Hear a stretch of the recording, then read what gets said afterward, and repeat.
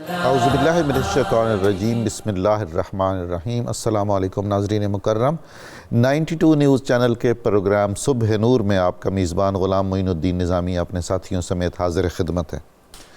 حضرت ابو انیس محمد برکت علی رحمہ اللہ تعالیٰ کی تالیف اسماء النبی الکریم سے رسول اللہ صلی اللہ علیہ وآلہ وسلم کا ایک اسم مبارک پڑھنے اور سننے کی سعادت حاصل کرتے ہیں۔ سیدنا خیر الانام صلی اللہ علیہ وآلہ وسلم، ہمارے سردار، تمام جہانوں سے بہتر، درود و سلام بھیجے اللہ تعالیٰ آپ پر، آپ کی آل پاک پر اور آپ کے صحابہ کرام رضوان اللہ تعالیٰ علیہم اجمعین پر۔ حضرت جابر بن عبداللہ رضی اللہ تعالیٰ عنہ سے روایت ہے کہ حضور نبی کریم صلی اللہ علیہ وآلہ وسلم نے ارشاد فرمایا، جس شخص میں 3 صفات ہوں اللہ تعالیٰ اس کے لیے موت کے لمحات آسان فرما دیتا ہے اور اسے جنت میں داخل فرماتا ہے۔ پہلی صفت ہے کمزوروں کے ساتھ نرمی، دوسری صفت والدین کے ساتھ محبت و شفقت، اور تیسری خوبی اپنے ماتحتوں کے ساتھ حسن سلوک۔ یہ حدیث مبارکہ صحیح بخاری شریف میں آئی ہے۔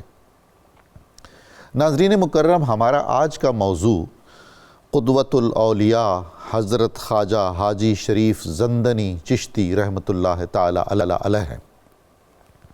ان کے تعارف کے لیے اتنا ہی کافی ہے کہ یہ سلطان الہند خواجہ خواجگاں حضرت خواجہ معین الدین حسن چشتی اجمیری غریب نواز کے دادا پیر ہیں۔ حضرت خواجہ عثمان ہرونی چشتی کے پیر و مرشد ہیں، اور سید السادات چشت حضرت خواجہ مودود چشتی کے خلیفہ ہیں۔ یہ ان مشائخ میں سے ہیں ناظرین مکرم جن کے ظاہری احوال تذکروں میں اور تاریخوں میں بہت کم ملتے ہیں، اور ایسے مشاہیر اور اکابر کی بھی کثرت ہے۔ وہ کہا گیا نا کہ مانع تحصیل شہرت ذوق گمنامی ہوا، میں وہ عاشق ہوں کہ جس کی داستاں کوئی نہیں۔ تو یہ اصحاب خلوت پسند تھے، عزلت نشیں تھے، گمنامی پسند فرماتے تھے، شہرت اور نمود و نمائش سے دور رہتے تھے، سیر و سفر میں رہتے تھے، خدمت مشائخ میں رہتے تھے۔ انہیں بہت کم دلچسپی تھی کہ ان کے احوال اور تذکرے لکھے جائیں۔ ان کے پاس جو ایک امانت معرفت الہی تھی، بس وہ انہوں نے منتقل کرنی تھی، اور وہ ہوتی نائب النبی صلی اللہ علیہ وآلہ وسلم فی الہند حضرت خواجہ معین الدین حسن چشتی تک پہنچی۔ اور عجیب اتفاق دیکھیے کہ رجب شریفی میں حضرت خواجہ اجمیری کا عرس بھی ہے، اور حضرت خواجہ حاجی شریف زندنی چشتی رحمۃ اللہ تعالیٰ علیہ کا عرس بھی ہے۔ ناظرین مکرم، علامہ اقبال کو جب سر کا خطاب دیا گیا تو انہوں نے اسے مشروط طور پر قبول کرنے کا کہا۔ شرط یہ رکھی کہ پہلے میرے استاد مولانا سید میر حسن کو شمس العلماء کا لقب دیا جائے تو میں سر کا خطاب قبول کروں گا۔ اس پر اعتراض کیا گیا کہ آپ کے استاد محترم کی تو کوئی تصنیف ہی نہیں ہے جس کی بنیاد پر انہیں اتنا بڑا ٹائٹل دیا جائے، اتنا بڑا علمی خطاب دیا جائے۔ تو علامہ اقبال نے کیا خوب فرمایا، انہوں نے کہا میں ان کی چلتی پھرتی تصنیف ہوں۔ چنانچہ انہوں نے شمس العلماء کا خطاب پیش کیا مولانا میر حسن سیالکوٹی رحمۃ اللہ تعالیٰ علیہ کو۔ تو حضرت خواجہ شریف زندنی کی چلتی پھرتی تصانیف اور خدمات اور چلتی پھرتی خانقاہیں حضرت خواجہ عثمان ہرونی رحمۃ اللہ تعالیٰ علیہ، حضرت خواجہ معین الدین حسن چشتی، اور پھر آگے آپ کے خلفاء، جو ایک کہکشان طریقت و معرفت نظر آتی ہے۔ ناظرین مکرم، حضرت کے جو مختصر سے احوال ملتے ہیں ان میں بھی بہت سارا رطب و یابس انفارچونیٹلی جمع ہو گیا ہے۔ بہت ساری غلط فہمیاں ہیں، اور بعض غلط فہمیاں تو بہت ہی بچگانہ ہیں۔ میں ان میں سے چند ایک عرض کرنا چاہتا ہوں تاکہ جہاں جہاں بھی ایسا لکھا گیا ہے اس کی بھی اصلاح ہو جائے، اور جو لوگ اثر نو آپ پر گفتگو کرنا چاہیں یا لکھنا چاہیں تو وہ بھی ذرا ان نکات کو پیش نظر رکھیں۔ سب سے پہلی بات تو یہ ہے کہ آپ کے اسم گرامی میں زندنی کا لفظ آتا ہے۔ زندنہ ایک قصبہ ہے بخارا کے نواح میں، ازبکستان میں۔ بہت ساری جگہوں پر آپ دیکھیں گے کہ آپ کے اسم گرامی کے بعد زندانی لکھا ہوا ہوتا ہے، معاذ اللہ۔ زندان تو قید خانے کو کہتے ہیں، اور زندانی کا مطلب ہو جائے گا قیدی، تو یہ سوء ادب ہے۔ ہم سب جب بھی آپ کا اسم گرامی لکھیں گے تو زندنی لکھیں گے اور زندنی ہی بولیں گے۔ دوسرا مسئلہ، آپ کے اسم گرامی میں لفظ حاجی ہے۔ بعض تذکرہ نگار حاجی کے لفظ کو آپ کے نام کا حصہ بتاتے ہیں، ایسا بالکل نہیں ہے۔ آپ خراسانی تھے تو خراسان یعنی ماوراء النہر یعنی سنٹرل ایشیا کی جو تہذیبی اور ثقافتی روایت ہے اس میں حاجی کا نام کا حصہ ہونا نادر ہے۔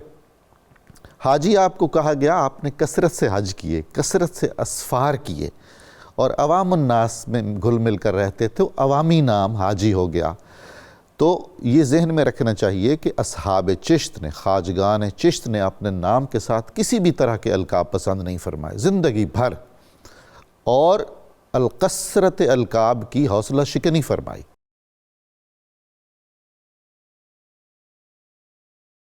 محترم فاروق صاحب، حضرت کا خاندانی پس منظر، وطن اور کچھ ابتدائی احوال کے بارے میں ارشاد فرمائی۔ بسم اللہ الرحمن الرحیم۔ ڈاکٹر صاحب، میں سورہ یونس کی ایک معروف آیت سے آغاز کرنا چاہتا ہوں۔ جی۔ اللہ رب العزت نے ارشاد فرمایا، الا ان اولیاء اللہ لا خوف علیہم ولا هم یحزنون۔ سبحان اللہ، سبحان۔ سن لو کہ اللہ کے دوستوں کو نہ تو کوئی خوف ہے اور نہ ہی وہ غمگین ہوں گے۔ الذین آمنوا وکانوا یتقون، جی، یہ وہ لوگ ہیں جو پرہیزگار ہیں، یہ صاحب ایمان ہیں، صاحب تقوی ہیں۔ لہم البشری فی الحیات الدنیا والآخرہ، ان کے لیے دنیاوی زندگی اور اخروی زندگی میں رب العزت کی طرف سے بشارتیں ہی بشارتیں ہیں۔ سبحان، کیا شان ہے۔ لا تبدیل لکلمات اللہ، اللہ کے کلمے، اللہ کی باتیں، اللہ کے فرامین بدل نہیں سکتے۔ ذالک هو الفوز العظیم، اللہ اکبر۔ اور یہی سب سے بڑی کامیابی ہے۔ یہ جو آیت مقدسہ میں نے تلاوت کی ہے، اس کا مصداق جہاں بہت سارے اللہ کے خواص بندے ہیں، ان میں سے ایک حضرت خواجہ شریف زندانی رحمہ اللہ ہیں۔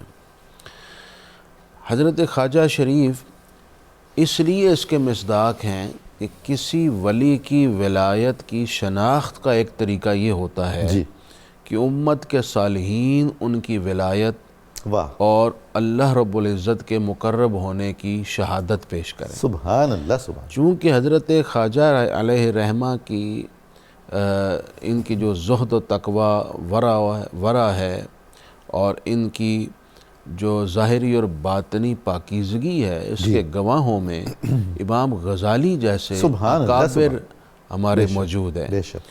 اور پھر حضرت خواجہ معین الدین چشتی اجمیری علیہ رحمہ جیسے سید الاولیاء جن کی تعریف میں رطب اللسان ہو، تو ان کی ولایت میں اور اس آیت کا مصداق ہونے میں شک نہیں کیا جانا چاہیے۔ آپ سرزمین بخارا میں پیدا ہوئے، جیسے آپ نے ذکر فرمایا۔ بخارا 90 ہجری میں فتح ہوا اور اس سرزمین پر اللہ رب العزت کے بڑے احسان اور انعام ہوئے۔ اس زمین میں بڑے بڑے لوگ پیدا ہوئے، بے شک۔ جہاں اس سرزمین میں حضرت خواجہ علیہ رحمہ تھے، اسی سرزمین میں مشہور فلسفی اور سائنسدان بو علی سینا بھی بخارا کے رہنے والے تھے۔ اور پھر بہت بڑا نام جس پر پوری امت قیامت تک ناز اور فخر کرے گی، حضرت امام بخاری رحمۃ اللہ علیہ، صاحب صحیح بخاری، آپ کی ولادت بھی بخارا میں ہی ہوئی۔ اور پھر سلسلہ عالیہ نقشبندیہ کے مقتدا و پیشوا حضرت خواجہ بہاءالدین نقشبند علیہ رحمہ بھی بخارا میں ہی آپ کی ولادت اور آپ کا مدفن ہے۔ حضرت خواجہ حاجی شریف علیہ رحمہ، جیسا کہ آپ نے بھی بتایا، 492 ہجری میں پیدا ہوئے اور 10 رجب المرجب آپ کا وصال ہے 610 میں۔ یوں آپ کی کل حیات مبارکہ 120 سال ذکر کی جاتی ہے۔ تعلیم و تربیت ابتدائی طور پر جو مواقع میسر تھے، کیونکہ اس وقت تک یہ شہر علمی اور روحانی مرکز بن چکا بے شک، کیونکہ وہاں پر حضرت خواجہ جو سلسلہ چشتیہ کے مجدد اعظم ہیں، حضرت خواجہ قطب مودود چشتی علیہ رحمہ وہ موجود تھے، تو ان کے قرب سے اور ان کی رہنمائی سے آپ کو بہت زیادہ علمی فیضان نصیب ہوا، اور دیگر اکابر بزرگ بھی وہاں موجود تھے۔ حضور ان سے یہ بھی وہ وجود زمانہ ہوا۔ تھا کہ کہا جاتا ہے کہ ایک عامی بھی اگر چند دن بخارا کی گلیوں میں سے گزر جائے تو وہ کچھ نہ کچھ پڑھا لکھا ہو جاتا۔ بلکہ آج بھی یہ کہا جاتا ہے کہ جو بخارا کا مسافر ہوتا ہے بیسیکلی وہ علمی مسافر علمی مسافر، کیونکہ بخارا کے گلی کوچے، اس کی ثقافت، اس کا کلچر، اس کی تہذیب، اس کی تاریخ، یہ سب علم سے وابستہ ہے۔ اچھا ڈاکٹر صاحب، پھر اس شہر میں ایک اور جو بارہا آزمائشوں کا سامنا رہا وہ منگولوں کا حملہ تھا۔ چنگیز خان نے خود اس شہر پر حملہ کیا اور اس کو تاخت و تاراج کیا، لیکن اس کے باوجود تاریخ میں یہ ذکر ہے کہ اس کے علمی ورثے اور علمی حیثیت کو چنگیز خان نے بھی قائم رکھا، اور اس نے اس شہر کی علمی حیثیت کو ختم نہیں کیا، اس کی روحانی حیثیت کو ختم نہیں کیا، بلکہ وہ اس شہر کے اکابر صوفیہ کا احترام بھی کرتا رہا۔ اچھا، یہاں سادات کے کتنے گھرانے تھے؟ بہت گھرانے تھے جی، بخاری سادات پوری دنیا میں، پوری دنیا میں وہ فیض یہیں سے تو چلا ہے، اور آگے آج بھی لوگ اپنے نام کے ساتھ بخاری کا اضافہ بہت فخر سے ذکر کرتے ہیں۔ حضرت خواجہ رحمہ اللہ کا ایک بہت بڑا آپ کا انفرادی تعارف یہ بھی ہے کہ چونکہ آپ حضرت خواجہ عثمان ہرونی رحمہ اللہ کے شیخ ہیں۔ جی ڈاکٹر صاحب، حضرت خواجہ شریف رحمہ اللہ، حاجی شریف رحمہ اللہ جب بیعت ہوئے حضرت خواجہ مودود چشتی رحمہ اللہ کے، اس وقت آپ نے ایک جملہ ارشاد فرمایا تھا جو ہماری کتابوں میں موجود ہے۔ بعض شاگرد استاذ کے لیے فخر ہوتے ہیں، بعض مریدین شیخ کے لیے بھی فخر ہوتے ہیں، بعض اولادیں والدین کے لیے فخر ہوتی ہیں، اور ان تلامذہ اور شاگردوں کو اپنی زندگی کا سرمایہ اور توشہ آخرت بعض شیوخ سمجھتے ہیں۔ سبحان اللہ، سبحان۔ انہی میں سے ایک حضرت خواجہ حاجی شریف علیہ رحمہ بھی ہے۔ جب آپ بیعت ہوئے تو حضرت خواجہ مودود چشتی رحمہ اللہ نے آپ کے لیے فرمایا تھا کہ میں نے رب العزت کے حضور دعا کی ہے، کیا بات ہے،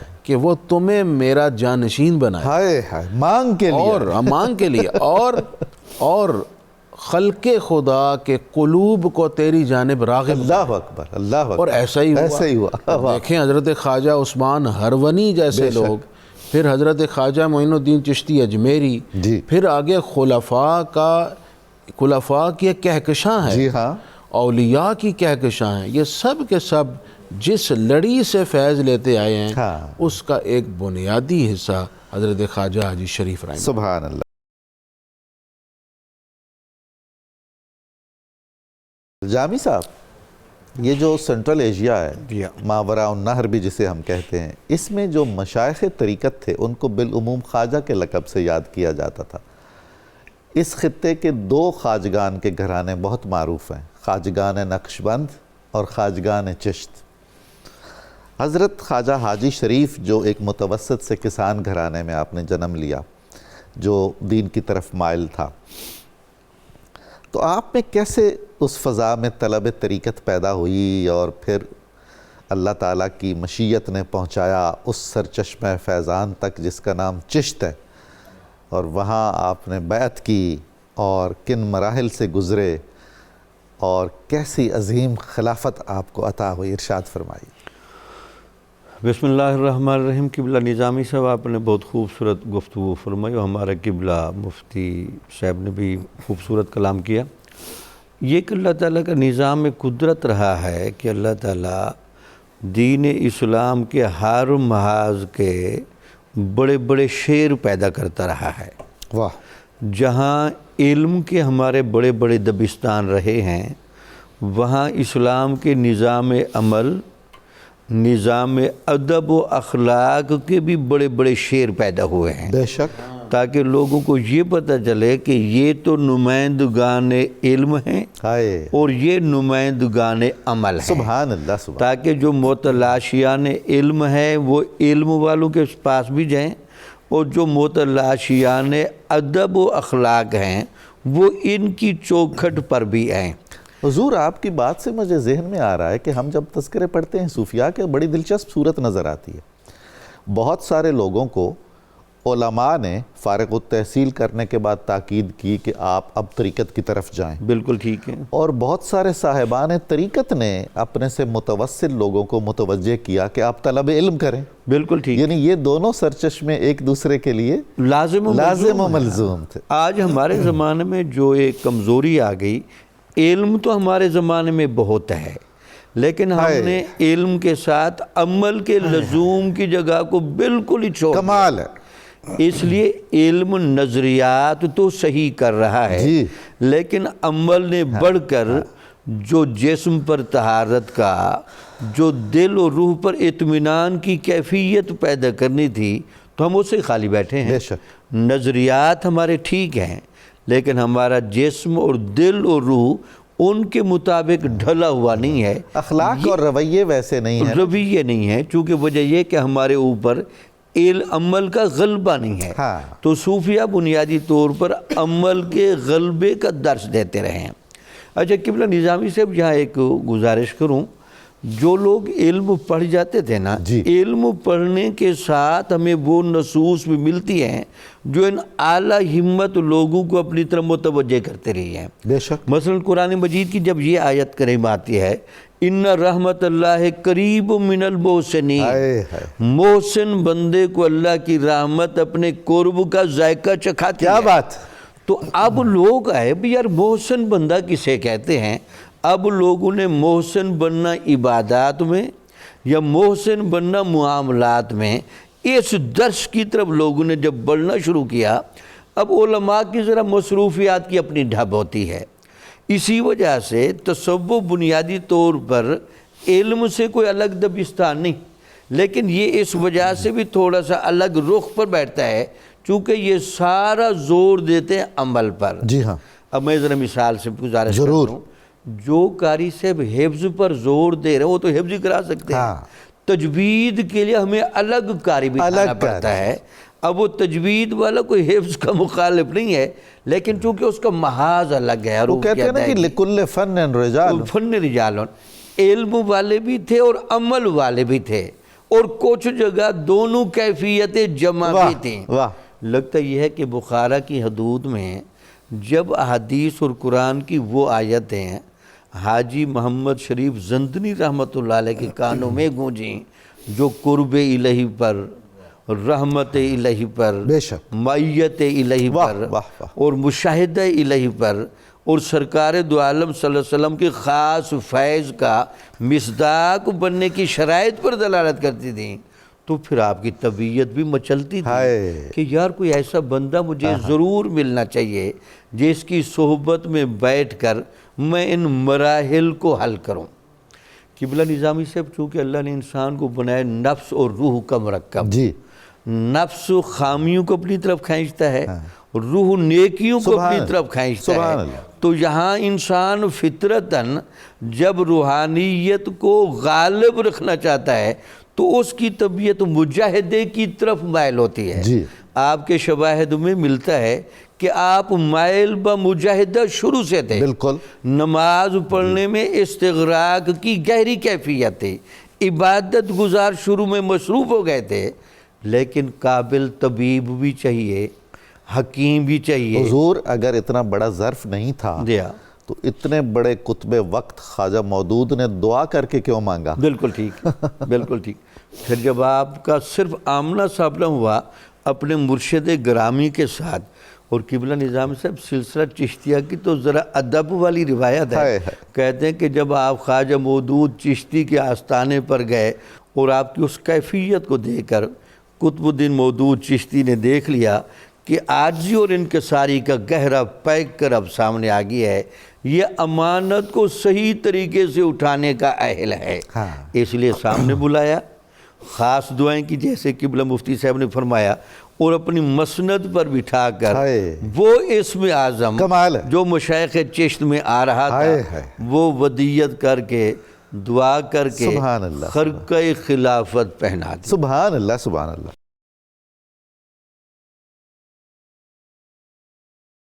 یاسین نظامی صاحب بات فرما رہے تھے حضرت جامی صاحب، ہمارے جو فارسی متون ہیں صوفیاء کے، ان میں 2 الفاظ ایسے ہیں کثرت سے آتے ہیں جس سے بہت غلط فہمی پیدا ہوتی ہے۔ ایک تو یہ ہے سر بزمین نہادن، اور دوسرا زمین ادب بوسیدن۔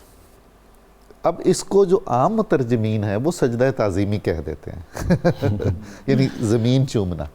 اچھا، یہ جو زمین ادب بوسیدن ہے یہ تو ہمارے دوسرے ادب میں بھی موجود ہے، سعدی کے ہاں ہے، گلستان میں ہے، کئی اور معاملات پر ہے، تو اس کا کوئی تعلق سجدہ تعظیمی وغیرہ سے نہیں ہے۔ حضرت نے کثرت اسفار کیا، یوں سمجھیں کہ قدیم مشائخ چشت میں اگر کسی کو جہاں گشت کہنا چاہیے تو وہ آپ ہیں، اور اتفاق سے آپ کے جو خلیفہ اعظم ہوئے حضرت عثمان ہرونی، ان میں بھی یہی صفت تھی۔ حضرت قطب صرف جوانی میں آپ نے سیر و سیاحت کی، اور پھر ظاہر قطب وقت تھے، نام کا بھی تقاضا تھا، تو آپ تخت چشت پر متمکن ہو کے بیٹھے رہے، مگر آپ کے خلفاء نے خوب سیر و سفر کیا۔ حضرت کے اخلاق و کردار معمولات میں بتایا جاتا ہے کہ ہمیشہ باوضو رہنا، کثرت سے روزہ رکھنا، سکوت کی طرف مائل تھی طبیعت۔ ارشاد فرمائیے۔ بسم اللہ الرحمن الرحیم۔ آپ کی ذات بابرکات وہ ذات بابرکات ہے کہ جن کا نام لینے سے ایمان کی خوشبو آتی ہے، بے شک، جن کے وجود سے، جن کا مرکز مبارک ہے، وہاں پر جا کر جس طرح کہ آپ نے بیان فرمایا ایمان کی خوشبوئیں آتی ہیں، جن کے سیرت و کردار سے، جن کے اخلاق سے۔ آپ کی ذات بابرکات اللہ کی ذات تک پہنچنے کا معتبر ذریعہ، اور شریعت کے آپ امین، سالک کے باطل کے معالج، سبحان اللہ، اخلاق محمدی کا مظہر۔ آپ رحمہ اللہ محبت الہی، انسان دوستی، صبر، قناعت اور اخلاص، ان کو محض گفتار کے ذریعے نہیں بلکہ اپنے عمل کے ذریعے پھیلایا۔ اور آپ کی ذات بابرکات جو ہے وہ بیان فرماتی ہیں کہ میرے بدن کے ہر بال کو نا اگر گویائی عطا کر دی جائے، اللہ اکبر، اور پھر مجھے مخلوق کی تعداد کے برابر میں نماز ادا کروں تو بھی میں اللہ کا شکر ادا نہیں کر سکتا۔ سبحان اللہ، سبحان اللہ۔ یہ اخلاص، یہ خوف خدا، یہ زہد و تقوی، یہ آپ کی ذات بابرکات کا ترہ امتیاز ہے۔ آپ کے جو خلفائے گرامی ہیں، آپ کے جو پیر و مرشد ہیں حضرت خواجہ مودود چشتی رحمہ اللہ تعالی، ان کے 1000 کے قریب خلفائے کرام، بے شک، اگر ان کے اوپر صرف ناموں کے اوپر ایک کتاب ترتیب دی جائے تو ایک بہترین کتاب جو ہے وہ ترتیب صرف ناموں کے اوپر۔ جی ہاں۔ اور حضرت خواجہ حاجی شریف زندنی رحمہ اللہ، آپ کے پیر بھائیوں میں حضرت خواجہ مودود چشتی کے فرزند ارجمند حضرت خواجہ ابو احمد جی، اور اس کے بعد شاہ سنجان جن کو خواجہ بزرگوار کے نام سے جانا سبحان جاتا اللہ، ہے، سبحان اللہ۔ اس کے بعد شیخ حسن یہ تبتی، خاف کے رہنے والے تھے، سبحان اللہ، یہ آج کل ایران میں ہے۔ جی حضرت شیخ حسن تبتی، جی، اور اسی طرح حضرت شیخ خواجہ احمد بدرون، شیخ ابو نصیر، یہ وہ آپ کے مبارک اور آپ کے پیر بھائی ہیں۔ آپ کے ساتھ جو ہے انہوں نے تعلیم و تربیت کے تمام مراحل جو ہیں وہ طے کیے ہیں۔ آپ کی ذات کا ایک خاصہ یہ بھی ہے، جس طرح کہ آپ نے بیان فرمایا کہ آپ تجرد کی حالت میں رہا کرتے تھے، لیکن جب آپ کی نظر کسی پر پڑتی تھی نا تو آپ کی نظر جو ہے یہ اکسیر کا درجہ رکھتی تھی، جس پر آپ کی نظر پڑتی تھی وہ کامل درویش ہو جاتا تھا۔ سبحان اللہ۔ اور اسی کے ساتھ ساتھ آپ کا پس خوردہ جو ہے اگر کسی کو وہ نصیب ہو جاتا تو وہ وقت کا مجذوب بن جاتا۔ اللہ اکبر۔ آپ رحمہ اللہ، آپ کی عمر مبارک جو ہے وہ 120 سال تھی۔ یہ جو آپ نے خصوصیت بیان فرمائی ہے یہ ہمیں بہت بعد میں حضرت خواجہ باقی باللہ کے ہاں بھی شدت سے نظر آتی ہے، سبحان اللہ، دہلی میں۔ سبحان اللہ، کیا بات ہے۔ آپ کی عمر مبارک 120 سال تھی، لیکن جب آپ بالغ ہوئے، بالغ ہونے سے لے کر عمر کی آخری سانس تک آپ ہمیشہ باوضو رہے، سبحان اللہ، سوائے قضائے حاجت جی کے۔ ہاں۔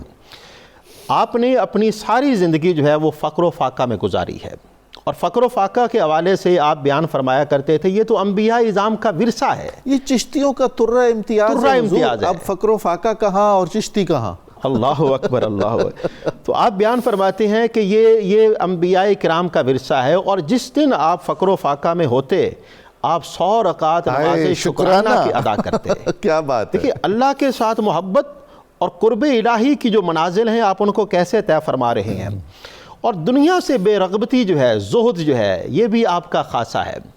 آپ اس بات کو پسند نہیں فرماتے تھے کہ آپ کی بارگاہ میں کوئی آنے والا شخص جو ہے وہ دنیا کے بارے میں کوئی بات کرے، سبحان اللہ۔ اس لیے آپ نے اپنے خلفاء اور مریدین سے اس بات کی تاکید کی، یہاں پر ہماری محفل میں کوئی آدمی دنیا کی بات نہیں کرے گا، کیا بات کرے گا تو صرف دین کی بات کرے گا، اللہ اور رسول اور اس کے رسول کی بات کرے گا۔ آپ نے فرمایا کہ دنیا کا ذکر بھی نہیں کرنا۔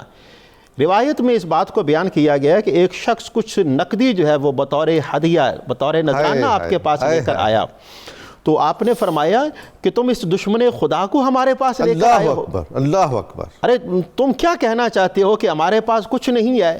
آپ نے اپنی انگلی کا اشارہ فرمایا اور فرمایا وہ دیکھو جنگل کی طرف، وہاں پر ایک نہر جاری ہے کہ جس سے سونے کا پانی جو ہے وہ چل رہا ہے۔ آپ نے فرمایا کہ جس شخص کو اللہ پاک جو ہے وہ خزانہ غیب پر قدرت عطا فرما دے، وہ تمہارے مال کی طرف کیسے دیکھ سکتا ہے؟ اور یہاں پر یہ بات بھی ہے کہ سلطان سنجر جو ہے اس کا واقعہ جو ہے نا وہ بھی بڑا قابل توجہ ہے۔ وہ دنیا سے تشریف لے گئے، ان سے کسی نے پوچھا کہ آپ کے ساتھ کیا معاملہ ہوا ہے؟ المختصر یہ کہ وہ بیان فرماتے ہیں کہ اللہ رب العالمین نے صرف محض اس عمل کی وجہ سے کہ دمشق کی جامع مسجد میں حاجی شریف زندنی رحمہ اللہ کے قدم مبارک کو اس نے بوسہ دیا تھا، اور اسی بوسہ دینے کی برکت سے ہم نے اس کی بخشش فرما کر اسے جنت میں داخل فرما دیا ہے۔ اور تکریم انسانیت کا یہ پہلو یہ آپ کی ذات ببرکات کے اندر بڑا نمایاں ہے۔ آپ کے ہاں جو بھی لوگ آیا کرتے تھے، مہمان جو آپ کے پاس آیا کرتے تھے، آپ دو زانوں ہو کر تشہد کی حالت میں ان کے ساتھ باادب ہو کر بیٹھا کرتے تھے، ان کی تمام حاجات کو پورا فرمایا کرتے تھے۔ عاجزی اور انکساری کا یہ عالم تھا۔ ایک وقت یہ ہے کہ اس بندے کو اللہ کی بارگاہ میں لے کر پیش کر کے کہتے ہیں اے میرے مالک، تجھے تو میرا پتہ ہے تو ستار العیوب ہے، تو نے میرا پردہ رکھا ہوا ہے۔ یہ آج عاجز مسکین بندہ تیرے بندے کے پاس آیا ہے، اپنی حاجت کو لے کر آیا ہے، اے میرے مالک اپنی رحمت کے فضل و کرم سے، اپنے فضل و کرم سے، اپنی رحمت سے اس کی حاجات کو پورا فرما۔ عاجزی اور انکساری دیکھیے کہ آپ نے اس کو اللہ کی بارگاہ میں پیش کیا کہ میں اس کا واسطہ دے کر کہتا ہوں، اور آپ بیان فرماتے ہیں میں اللہ کے ان غریبوں اور مسکینوں پر اللہ کا شکر ادا کرتا ہوں کہ جو میرے پاس آئے ہیں، در حقیقت یہ میرے پاس آئے نہیں ہیں بلکہ اللہ کی طرف سے ان کو لایا گیا ہے۔ یہ والے لوگ وہ لوگ ہیں کہ جو میری بخشش کی بشارت لے کر آئے ہیں اور میری بخشش کا پروانہ لے کر آئے ہیں۔ یہ ہیں وہ ہمارے ممدوح ہستی کہ جن کا ذکر جو ہے وہ ہمارے دلوں کی راحت کا باعث بھی ہے اور ہمارے قلوب و اذہان کی تقویت کا اور تزکیہ کا باعث بھی۔ آپ کا بہت شکریہ، آپ نے کرم فرمایا، بہت عمدہ گفتگو ہوئی۔ ناظرین مکرم، کتاب الشفا سے ایمان کی سلامتی کا وظیفہ ہے۔ جو شخص روزانہ 100 بار کلمہ طیبہ اور درود پاک پڑھنے کا معمول بنا لیتا ہے تو اللہ تعالیٰ اس کا ایمان سلامت رکھتا ہے اور اس کا خاتمہ بالایمان ہوتا ہے۔ حضرت حاجی شریف زندنی چشتی رحمۃ اللہ تعالیٰ علیہ کا قول مبارک ہے، کم بولنا، سوچ سمجھ کر بولنا اور فضول کلام سے بچنا روحانی ترقی کا اہم ذریعہ ہے۔